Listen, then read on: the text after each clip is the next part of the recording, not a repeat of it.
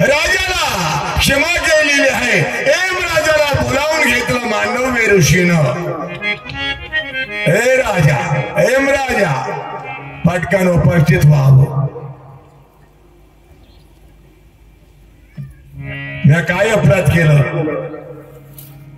काही कारण नसताना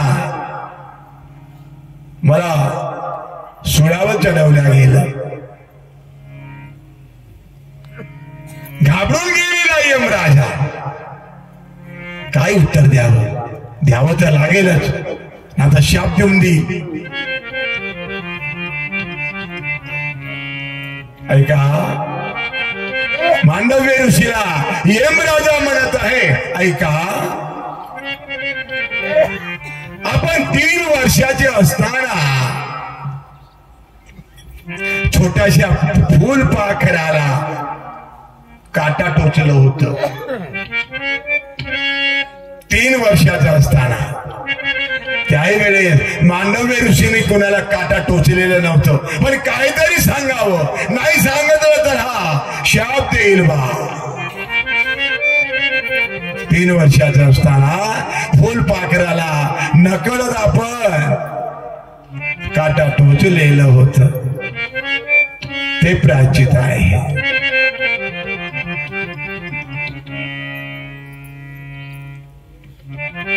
मांडव्य ऋषी म्हणत आहे, राजा, एम राजा, 3 वर्षाचं लेकरू जे आहे ना, अज्ञानी असत. त्याला काहीच कळत नाही. अशा लेकराला जर शिक्षा द्यायची असेल तर स्वप्नात द्यायची असते.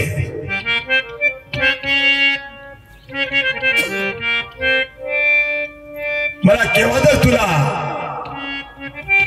शिक्षा द्यायला पाहिजे होती स्वप्नात. आणि मला तरी असं वाटतं तू काहीतरी खोटं बोलत आहे. आता तुला मी शाप देतो. आणि त्याने शाप दिलेला आहे.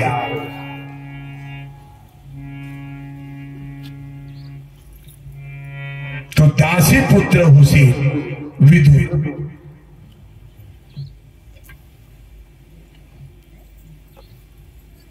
लक्षात ठेवण्यासारखं आहे माझे मायबाप हो. लक्षात ठेवण्यासारखं आहे. सुळावर चढवल्यानंतरही माता मांडव्य ऋषीला काही झालेलं नाही. कोणतं स्मरण करीत आहे? सोहम ब्रह्म. सोहम ब्रह्म का वही ठिकाणा हरदम वापर रहता. सोहम ब्रह्म विटेवरी बरवे शोधावे अंतरी. ओम सर्वांनाच माहिती आहे. उठल्याबरोबर ओमचा उच्चार करा. थोडा वेळ का होईना सर्वांनी. आता मी एकदा म्हणतो, मग तुम्ही मला म्हणू लागायचं.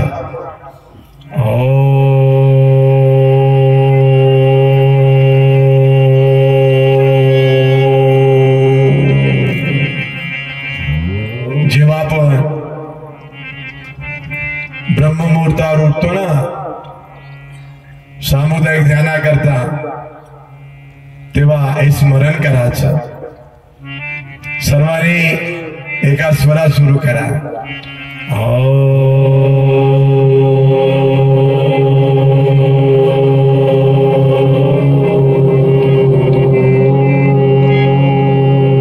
बक्कल वाढवता.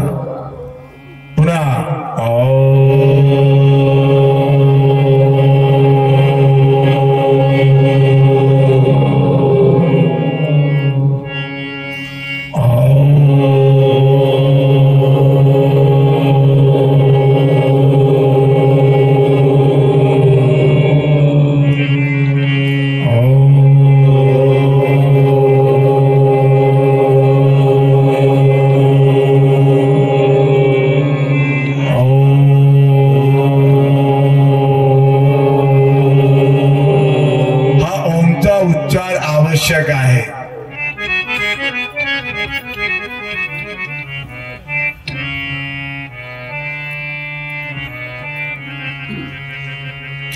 नमोजी विश्वचालका, ओम नमोजी जनार्दना. लक्षात ठेवा माझ्या माय बाप. ओम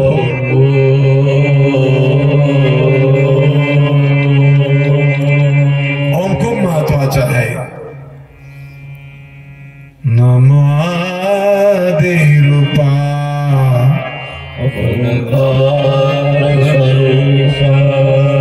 ओम नमो निरंजन तुका मन शरण जावे गुरुपदे तद्रूप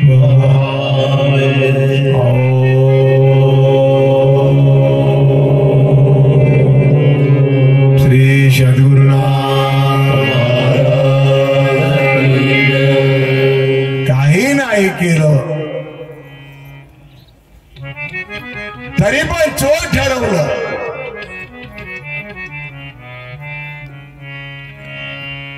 तो शिक्षक पात्र असतं. लक्षात ठेवा माझ्या माय बाप हो. श्री सद्गुरुनाथ महाराज की जय. श्री सद्गुरुनाथ महाराज की जय. आओ वैकुंठाधिपती भगवान महाविष्णू त्यांच्या दर्शनाकरता देवर्षी नारद ब्रह्मपदाचे गीत गात गात ब्रह्मानंदा डुलत डुलत वैकुंठात आलेले आहे. देवर्षी नारदा काहीतरी बोलायचं आहे तुला. हो देवा.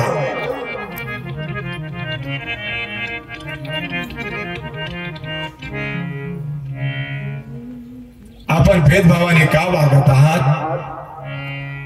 आमच्या सारख्याने वागलं चालेल पण देवाने भेदभाव वागायला नको आहे. हा चांगलं वय, हे असं वय, हे तसं वय, हे नाही समजलं देवा. तुझं विचारलेला प्रश्न फार कठीण आहे. उद्याला उत्तर मिळेल. देवा सुजाडलं. नारद आलेला आहे. यायच्या अगोदरच बघा देवानं काय केलं, कृष्णाने काय केलेलं आहे. फार जोर जोराने पोट दुखत आहे, पोट दुखत आहे, पोट दुखत आहे. वास्तविकता काही दुखत नव्हतं. हा एक बहाणा होता. गडबडा जाऊ लागलेला आहे. अरे नारदा बरंच काय उपचार केलं पोट दुरुस्त होईना. कर म्हणे काहीतरी उपाय. देवा काय उपाय तुम्ही सांगा. उपाय आहे. कोणते उपाय आहे देवा? जो कोणी भक्त आपल्या पायाची माती मला देईल ती माती जर मी कपाळाला लावलं तर माझं डोकं दुखणं बंद होईल. हाय भक्तच होत पण याला माहिती होत की पायाची माती जर देवाच्या डोक्याला लावायला दिलं तर 1000 वर्ष नरकात जावं लागतं. जिकडे तिकडे धुंडलो, सर्वांकडे गेलो आणि सर्वांना माहिती होतं की देवाला पायाची माती जर दिलं तर 1000 वर्ष नरकात पडावं लागतं. शेवट राधेकडे आलेला आहे. राधेने विचारलं काय निरोप घेऊन आलेले आहात? देवर्षी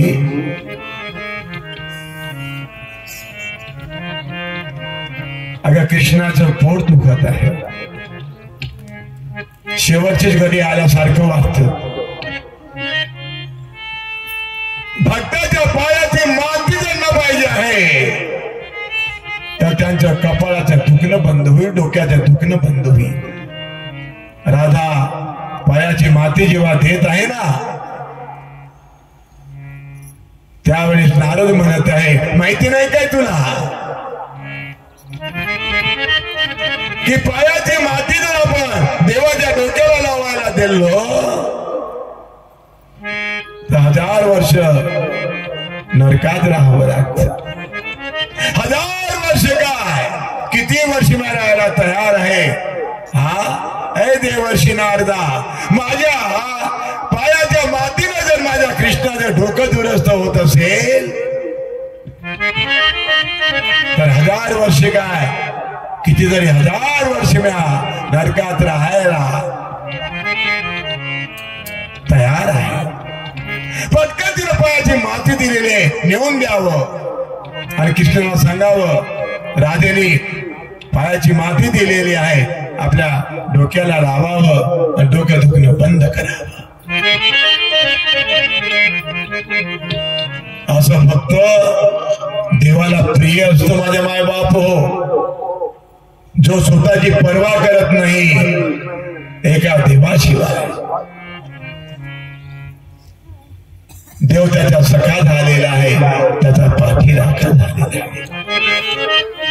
आणि म्हणून संतांनी म्हटलेलं आहे तुका म्हणे त्याचे वारे, तुका म्हणे त्याचे वारे. सर्वांनी बोला तुका म्हणे त्याचे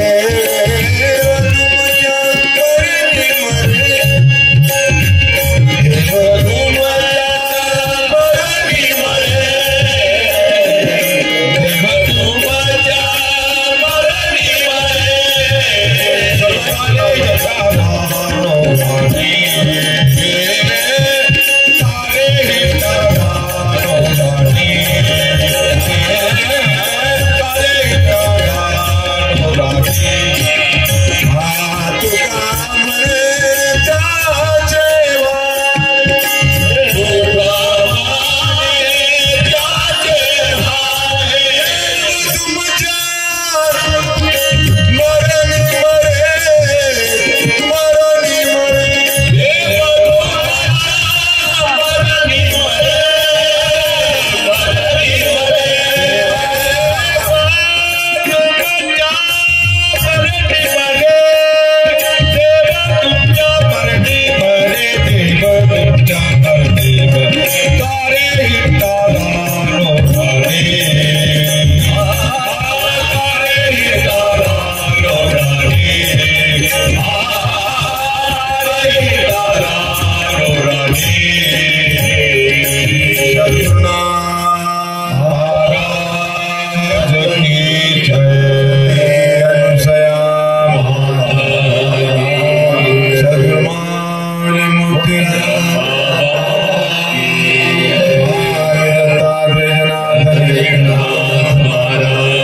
म्हणे त्याचे वारे.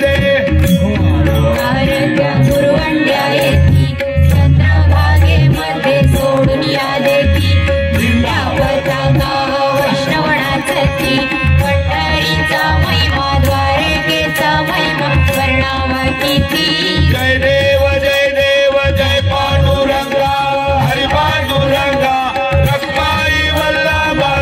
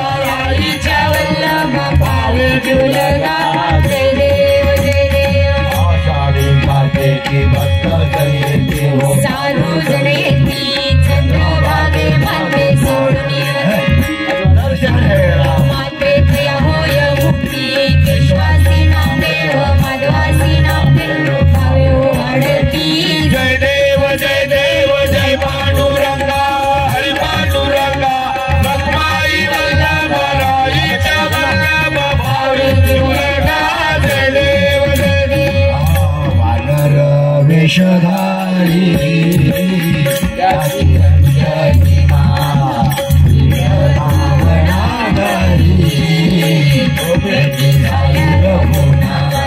ऐसा तो राम भक्त हो, ऐसा तो राम भक्त हो, अरे मानली ही कथा